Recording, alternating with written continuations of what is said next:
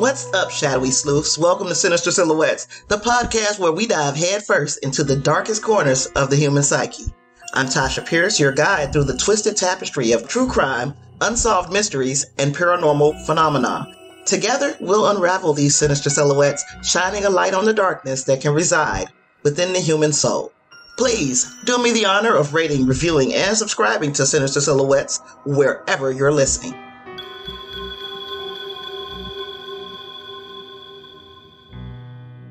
Thanks for joining me here today.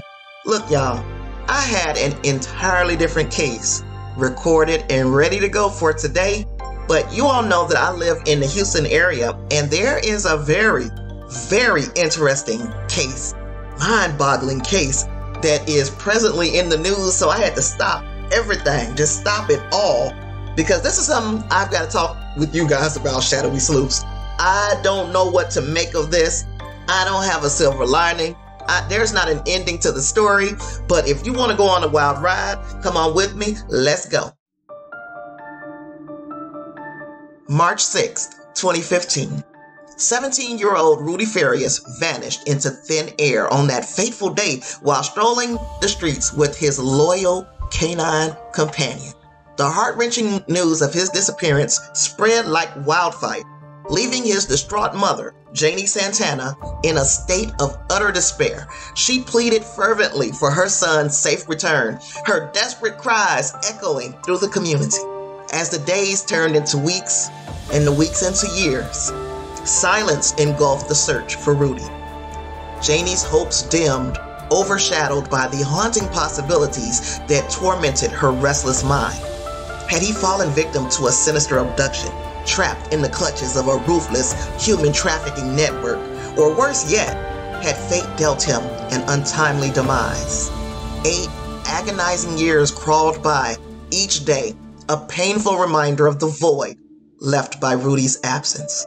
Billboards and missing persons posters adorn the city, his name forever etched alongside the countless others who had disappeared without a trace. Then, on June 29th, on that momentous day, a ray of hope pierced through all the gloom. A compassionate soul discovered a man, worn and weary, seeking shelter outside a church in southeast Houston, Texas. Without hesitation, the Good Samaritan reached out to the authorities, igniting a chain of events that would rewrite Rudy's destiny. Whispers in the air hinted that the man possessed a form of identification, potentially a credit card, linking him to Janie Santana. But the details about that still remain in uncertainty. In a breathtaking twist of fate, the man found at the church, just 8 miles from the family home, was none other than Rudy Farias himself, now 25 years old. After 8 interminable years, he had emerged from the depths of the unknown, ready to be reunited with his anguished mother. The world held its breath in awe and anticipation as the long-lost son prepared to step back into the embrace of a mother who had never ceased to search, never ceased to hope. On July 5th, 2023, Janie Santana shared an incredible story with reporters about her son's kidnapping and miraculous journey back home to Houston. She explained that her son had been taken to Mexico and somehow had managed to find his way back, covering a distance of between 350 to 1,700 miles. People called it a miracle, and Santana mentioned some tough things her son had been through, like depression. But now he was getting the help he needed to recover. However, she mentioned, he couldn't talk right now. He couldn't communicate with them. This news again spread like wildfire, capturing everyone's attention. The media made a big deal out of the amazing nature of Rudy's return. Santana continued to reveal bits and pieces of her son's tough past, showing how he fought against depression and managed to overcome it. She assured everyone that he was receiving good care to heal from his traumatic experiences, but like I said, at the moment, he couldn't speak or communicate. It was a touching and challenging situation for Rudy and his family, and the world hoped and waited for the day when he would regain his voice as a symbol of his incredible resilience and strength. But let's keep in mind our motto around here at Sinister Silhouettes when it comes to stories like this. Believe half of what you see, none of what you hear. This tale has layers, and there is far more to it than meets the eye. You see, some neighbors began to question the entire narrative surrounding the discovery of a 25-year-old man who was supposedly missing for 8 years. Keisha Ross and her family heard about Rudy Farias being found, but they were taken aback because they had no idea he was ever reported missing. Interestingly, public records from civil court proceedings do indicate that Ross and Rudy's mother actually live on the same street in Northeast Houston. Now, to neighbors, this man was not known as Rudy, but as Dolph, a nickname for his given name, Rudolph. They also mentioned that he frequently visited their home, although they hadn't seen him in the past few weeks. More twists and turns are coming in by the minute concerning that 25-year-old man found alive after he went missing 8 years ago. And as those new details come in, there are many more questions we have about where he's been all these years. ABC 13's Brooke Taylor has been speaking with neighbors who are stunned to find out the man who they say lives on their street was ever a missing person in the first place. Yeah, these neighbors were just completely shocked because they never even knew that Rudy Farias was missing, let alone for 8 years. They tell me that they knew him as Dolph, short for Rudolph. They told me they see him often, they text with him, they even hang out with him. I'm confused right now. I'm like, what's going on? These neighbors are shocked after seeing reports that missing 25-year-old Rudy Farias was found after missing for 8 long years. Court records reveal his mother lives a few houses down from them, and they tell us her son lives there and they hang out with him often. He used to come in my garage. Okay, boys. And chill my cousin, my son, my daughter. She's at work right now, but yeah, boy, ain't been missing since he was no. Both say they've spoken to him in the last 5 months and even text. Other neighbors say they've seen him living there for years. We were chilling, laughing, good time. Some days he would go to the park and sit in the park around the corner by himself. Houston police say they got a call on Thursday about a man sleeping outside a church in Magnolia Park. He had something on him with a family member's identification, police say, and that's how they were able to contact his mom. Then Texas for the Missing tweeted out over the weekend that man was Rudy Farias, who had been missing since 2015 when he didn't return back from a walk with his dogs. His mother shared pictures with ABC 13 of her son at the hospital, telling us he was found with cuts and bruises, and even cried to me over the phone, saying she believes her son had been kidnapped and hasn't seen him in years. His mother told officials at the time of his disappearance that he suffered from depression and PTSD since his brother died in a motorcycle accident in 2011, something these neighbors say he spoke about. He said he had lost a brother in a motorcycle accident. I know when he's thinking about his brother, he really wouldn't come hang out. He'd go sit back there in the woods by himself. And now they're trying to wrap their heads around why he or his mom would ever say he's been missing for the past 8 years. And I just got off the phone with his mother just a few minutes ago, and I asked the mother about who the neighbors have been seeing, and she was insistent with me that the person they were seeing was her nephew. So she showed me a picture of her nephew. I showed that picture to the neighbors you just heard from, and they said, absolutely not. That is not the person they know as Dolph. So many questions here. I have reached out to Houston police to ask them about this because it's a holiday. They're not in right now, but we do know that they are set to speak to him tomorrow. Of course, we are going to stay on top of this one. We're live in Northeast Houston. I'm Brooke Taylor, ABC 13 Eyewitness News. So another neighbor who chose to speak anonymously claimed to have witnessed Rudy living at his mother's house for years. So ABC 13's reporter Brooke Taylor spoke to Rudy's mother in person outside her home, even though she declined to be on camera. But she insisted that the man her neighbors knew and saw living with her was not Rudy. No. It was in fact her nephew. Then she showed a picture of her nephew, and the neighbors was like, oh, no. That's not Dolph. The person in the photo was not the same individual who had been hanging out with them for years. So now the community is left grappling with the perplexing question of why either Rudy or his mother would claim he was missing when evidence suggests otherwise. Now, according to the Houston Police Department, a family member contacted them in 2018 and said that Rudy was living behind a relative's residence. However, when the police investigated, they found no trace of him. Now, keep that in mind for later. Little did they know, the police, the neighbors, hell, me. Little did we know that the most alarming twists in this perplexing tale were yet to be revealed. Yes, even more alarming than the allegations that a mother and son faked his disappearance for nearly a decade. So here's a twist nobody saw coming. Enter Houston activist and former member of the People's New Black Panther Party, Quanell X. Now, it's worth mentioning that Quanell X has quite a reputation when it comes to high-profile cases and his involvement in civil rights activities. He's no stranger to the spotlight. He's made waves in numerous significant events throughout his career.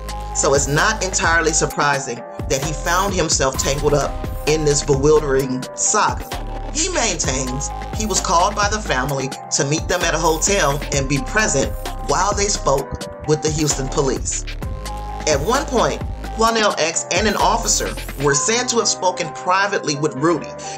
According to Quanell X's jaw-dropping statement to reporters, it turns out that Rudy Farias alleged he had been actually held captive by none other than his own mother.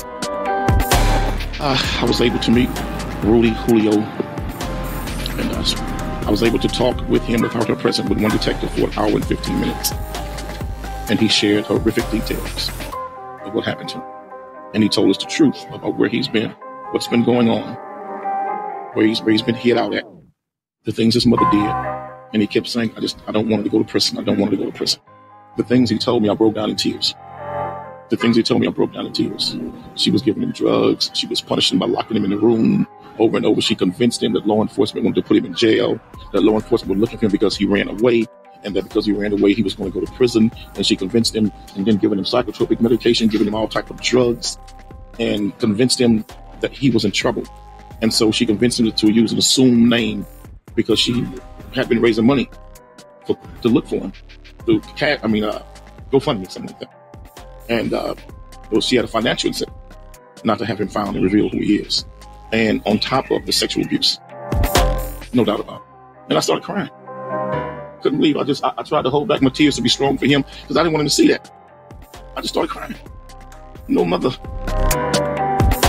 The most sacred thing to a young man is his mama. I don't know one man to tell you the most sacred thing to him is not his mama.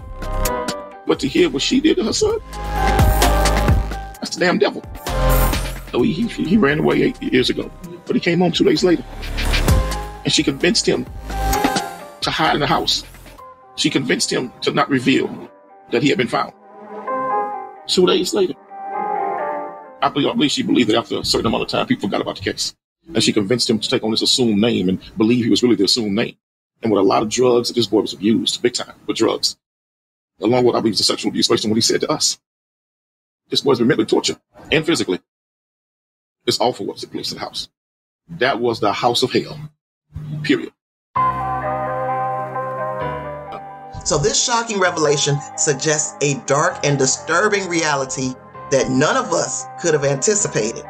He further alleged that Rudy's mother subjected him to unspeakable abuse and manipulation, including forcing him to sleep in the same bed without clothes. So you kind of know what that means.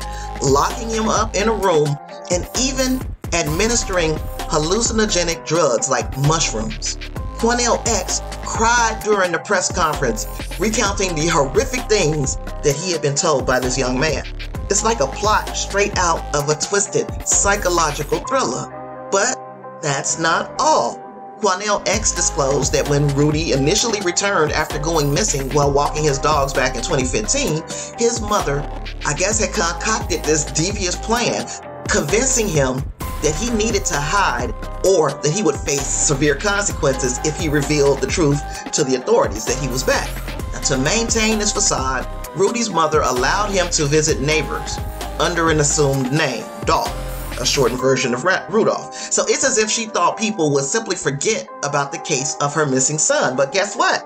Many people had forgotten, or at least didn't put together that this man, Dolph, was actually Rudy. So now that left the community wondering when charges would be filed against Janie Santana. If all of this were true, or if all of this were even alleged, shouldn't she be taken away in handcuffs? But instead of seeing that, a very confused public saw Janie Santana walk out of that meeting at that hotel and go home, along with Rudy. This is just another unexpected turn of events that's left the community reeling, trying to make sense of this horrifying situation. The layers of deceit, manipulation, alleged abuse have turned Rudy's story into a chilling tale that defies comprehension. So fast forward to today, my friends, as we find ourselves in the midst of yet another astonishing development. It's July 6, 2023, and a press conference was held by the Houston Police Department, and it has left us reeling once again with more unexpected revelations. In yet another shocking turn of events, I guess I say that a lot with this story, the police officially confirmed what many already suspected. Rudy Farias was never actually missing. The truth is, he'd been residing in his mother's home for the past 8 years. The missing person case that captivated us all turned out to be an elaborate illusion. Believe half of what you see, none of what you hear. So, how did Rudy come to be into police custody? After this Good Samaritan found Rudy, contacted authorities, they find him with something that linked him to Janie Santana.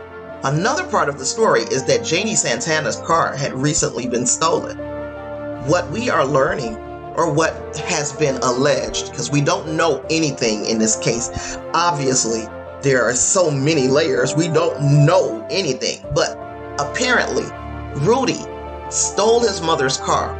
He took the keys and the car, and he left, trying to escape the home, trying to escape his situation. Unfortunately, he crashed the car. The car's crashed, and this is how he finds himself outside of the church. Now, Quanell X alleges that is how they tied Rudy Farias back to Janie Santana. He had the keys to her vehicle, and he says that he also had a credit card. This credit card had been canceled, and it was canceled within the last 2 years. So if Rudy had been missing for 8 years, how did he get a credit card that had been canceled for 2? If he's been missing for 8 years, how did he get the keys to his mother's car? So all of these things led us right back to what the neighbors said. This is Rudy. He's never been missing. But that's not all. Going back to this press conference that the Houston Police Department had earlier today, the police also took this opportunity to dispute the allegations made by Quanell X just a day ago. Just 1 day ago, Quanell X stood and cried in front of a camera and talked about horrific abuse that this young man had apparently suffered at the hands of his mother, and the police are saying no. They assert there was no mention from Rudy himself regarding being drugged or sexually abused. So the question then becomes, why would Quanell X lie about that? Today we're discussing facts related to 25-year-old Rudy Farias, who was reported missing on March 7, 2015. He was 17 years old when his mother reported him missing. During the 8-year time frame where he was missing, investigators followed up on many tips, leads, collected evidence proving that Rudy was not missing during the 8-year period. Many of these facts included contacts and statements with relatives, friends, neighbors, and medical professionals. Rudy was recently identified as having previous HPD interactions, meaning that he made contact with patrol officers out on the street. However, during these contacts, fictitious names and date of births were given, misleading officers, and Rudy would remain missing. In fact, both Janie, Rudy's mother, and Rudy himself gave fictitious names while interacting with various patrol officers. After investigators talked with him yesterday, it was discovered that Rudy returned home the following day on March 8, 2015. The mother, Janie, continued to deceive police by remaining adamant that Rudy was still missing. She alleged her nephew was the person friends and family were seen coming and going. However, we disputed that. Now, based on Rudy's interview, there were no reports of sexual abuse reported. If there is a disclosure made, we will continue to investigate. Currently, the investigation is active, and there are new leads coming in. We'll continue to follow those leads. We do take all allegations seriously, and any new information or facts that we receive will be investigated. It seems the plot continues to thicken and the truth becomes increasingly elusive. Interestingly, the police did admit to having previous encounters with Rudy Farias since his reported disappearance. However, during those interactions, Rudy had used different names, adding an extra layer of intrigue to this already baffling situation. Because if Rudy used different names, usually when you have an encounter with the police, they ask for identification. And if you have repeated interactions with police and you don't have identification, you can be arrested simply for not having identification. As for legal ramifications, it appears that at this time, no charges will be filed against Rudy's mother. The district attorney said we don't have enough, or the prosecutors say they decline to accept charges at this time. Now, the police are supposedly still working on the case, but that just adds even more. Currently, the DA has declined any charges at this time for making fictitious reports and failure to ID. Investigators have reached out to Adult Protective Services. HPD Victim Services has reached out. We've also connected Rudy with Victim Services to ensure that he has a method to recover. The drama doesn't end. Rudy's other family members, including some aunts, seized the opportunity to hold a press conference of their own, expressing their dissatisfaction with the decision not to press charges against Janie. And they didn't mince their words either, calling this whole situation bullshit. I'm inclined to agree.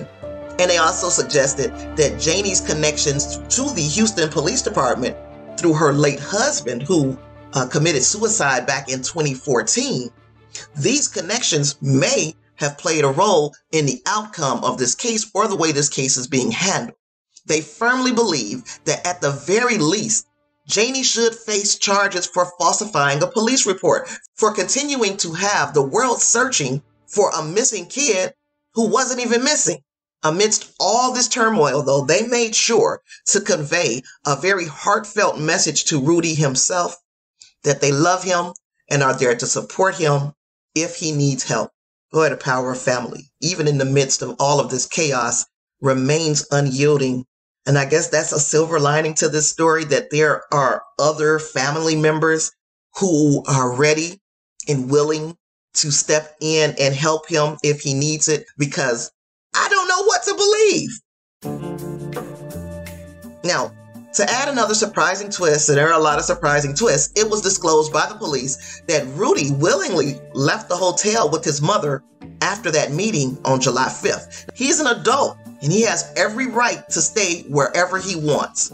It makes us question, if Rudy felt safe enough to leave with his mom, does that mean that Quanell X made up those disturbing allegations against her? Or is this a case of Stockholm Syndrome, where Rudy is so used to being mistreated, he now identifies with his abuser? There are so many other things that this could be. It could be the case of the police holding their cards close to the chest. Could they be correcting course because Quanell wasn't supposed to make public all of those details? The intricate web of this tale continues to unravel, revealing more and more unexpected turns that we ever could have anticipated. Now, as we grapple with these astonishing developments, it becomes clear that the truth may be a slippery slope to navigate.